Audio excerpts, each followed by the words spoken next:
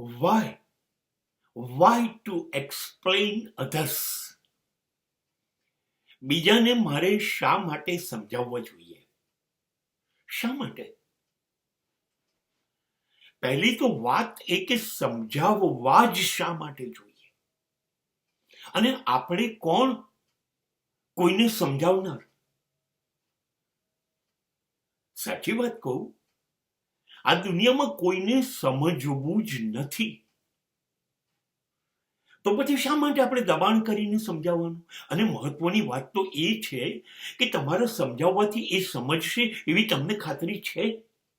આ દુનિયામાં કોઈ ક્યારેય કોઈના સમજાવવાથી સમજ્યું છે ખરું? નહીં સમજે. માટે પ્રયત્ન કરવો જ નકામો છે. કોઈ ક્યારેય સમજતું જ નથી. હા, એ ત્યારે સમજે છે કે જો એણે નક્કી કર્યું પોતે કે મારે આ બાબત સમજવી છે, તો જ એ સમજશે. તે સિવાય તમારા લાખ પ્રયત્નો હશે, બધા બેકાર જશે, નકામા થઈ જશે. આમાં બે જ પરિણામ આવશે. એક, જો એ માણસ સીધું તમારા મોં ઉપર કહી દેશે મારે તમારી સલાહની જરૂર નથી, મારે તમારી વાત માનવી નથી, તો તમારું અપમાન થશે. અને કદાચ એ માણસ થોડોક સભ્ય હશે તો એ એવું કશું નહીં કે, શબ્દો નહીં આપે, કોઈ જાહેરાત નહીં કરે અને ભાવ નહીં બદલે, પણ તમારી વાત તો માનશે નહીં જ.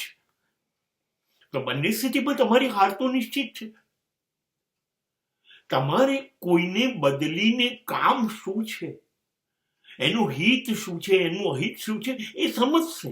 અને નહીં સમજે તો એના પરિણામ ભોગવશે. પણ તમે શા માટે પ્રયત્ન કરો છો? અને તમારા માટે એક નફરત પેદા થશે, અને આખું નફરતનું વિશ્વ તમારી આજુબાજુ ઊભું થશે. જો તમે આવી રીતે અનેક લોકોને સમજાયા કરશો તો એ બધા આ દુનિયામાં કોઈને સમજવું નથી, અને માટે તમે સમજાવશો તો તમે દુશ્મન બનશો. અને એક એવી દુનિયા બનાવશો જે માત્ર દુશ્મનોની હશે.